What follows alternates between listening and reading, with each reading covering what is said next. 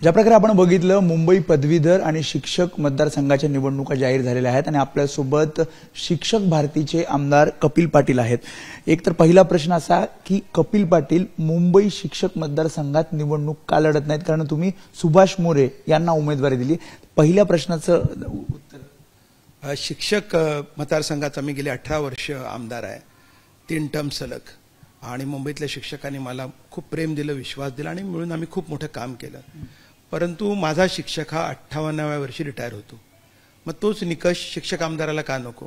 या भूमिकेतून 3 टर्म झाल्यानंतर मी ठरवलं की आपण पुन्हा नाही लढायचं या मतदारसंघात आणि संघटनेने सुभाष मोरे यांची निवड केलेली आहे शिक्षक भारतीने, आणि ते शिक्षक मतदारसंघात मुंबईच्या पुढचे आमदार असतील। पण महाविकास आघाडीमध्ये तुम्ही आहात, म्हणजे शिक्षक भारती आणि तुमचा नवा पक्ष सुद्धा महाविकास आघाडीमध्ये आहे।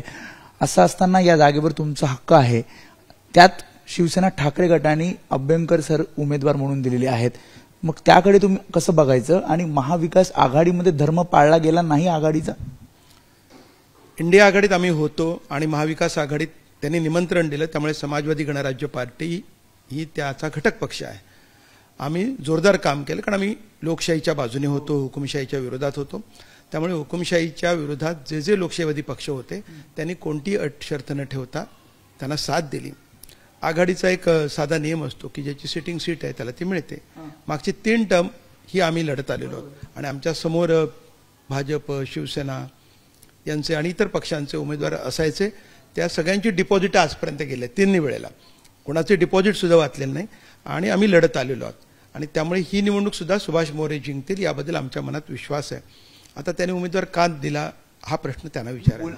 तुम्ही बोलला होता, चर्चा झाली होती शिवसेना ठाकरे गटाचे पक्षप्रमुख उद्धव ठाकरेंसोबत किंवा इतर नेत्यांसोबत? आदरणीय उद्धवजींना मी विनंती केली होती आणि काँग्रेस राष्ट्रवादीच्याही नेत्यांना, उदाहरणार्थ माननीय शरद पवार साहेबांना सुद्धा मी विनंती केली आहे की त्यांनी आम्हाला पाठिंबा द्यावा। आम्ही सोबत राहिलो त्यांच्या, त्यामुळे आमची अपेक्षा आहे की ते आमच्या सोबत राहतील आणि काही मार्ग काढतील। मात्र अभ्यंकरांची उमेदवारी थोडी मला आश्चर्याची वाटते, कारण एक तर वयाचा मुद्दा आहे। मी 58 वर्ष शिक्षकांना असताना मी रिटायर होतो, ते 20 वर्षानंतर निवडणुकीला उतरत आहेत, ते अधिकारी राहिलेले आहेत। अधिकारी आणि शिक्षकांचं नातं कसं असतं तुम्हाला माहिती आहे, मैत्रीपूर्ण लढत होणार आणि कंत्राटीकरण आणि खाजगीकरणाच्या विरोधात आमची लढाई आहे। अभ्यंकरांची सगळी भूमिका आजवरची ही खाजगीकरणाच्या बाजूची आहे। शिक्षण सेवक नावं किंवा कंत्राटीकरण आलं, खाजगी शाळेत असतील किंवा सरकारी शाळेत असतील, तेव्हा ही लढाई विचारांची आहे। सुभाष मोरे हे उमेदवार आहेत, ते पेन्शनसाठी लढणारे आहेत, खाजगीकरणाच्या विरोधात लढणारे आहेत। असं असताना ही मैत्रीपूर्ण लढत असेल का महाविकास आघाडीमध्ये, किंवा तुम्ही यानंतर सुद्धा महाविकास आघाडीचाच भाग असून पुढे निवडणुकांना सामोरे जाणार आहात? समाजवादी गणराज्य पार्टी असेल किंवा शिक्षक भारती असेल, ही समाजवादी विचारांची पक्ष संघटना आहे आणि लोकशाही समाजवादी विचारांच्या बाबत आणि धर्मनिरपेक्षतेच्या प्रश्नावरती आम्ही कधीही तडजोड करत नाही आणि त्याच भूमिकेतून आम्ही मैदानात असतो। इतर पक्षांच्या भूमिका काय आहेत हा भाग वेगळा आहे। लोकसभेच्या वेळेला एकमेव मुद्दा होता तो लोकशाही वाचवणं, संविधान वाचवणं, त्यामुळे कोणाची काल काय भूमिका होती आणि उद्या काय राहणार याची चर्चा आम्ही केली नाही, आम्ही तिथे होतो। आताही आम्ही लोकशाही समाजवादी भूमिकेतून उभे आहोत आणि समाजवादाच्या मुद्द्याबाबत आम्ही कधी तडजोड करत नाही।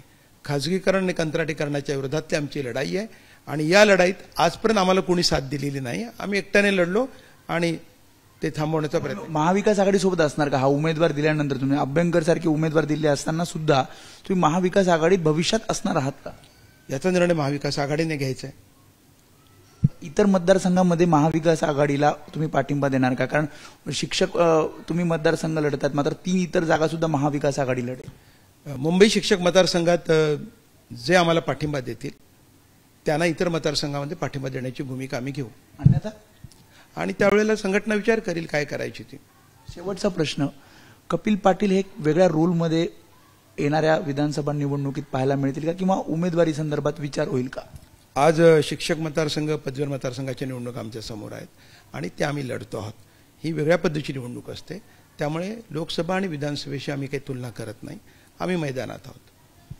त्यामुळे हे होते आमदार कपिल पाटील यांनी सांगितले की कशा पद्धतीनं ही उमेदवारी म्हणजेच सुभाष मोरे यांना ही उमेदवारी देण्यात आलेली आहे आणि महाविकास आघाडीसोबत सध्या तरी आहेत, मात्र इतर मतदारसंघामध्ये पाठिंबा द्यायचा की नाही यावर चर्चा होईल। कॅमेरामन सचिन शिंदेसह मी वेदांत नेब, एबीपी माझा, मुंबई. एबीपी माझा, उघडा डोळे बघा नीट.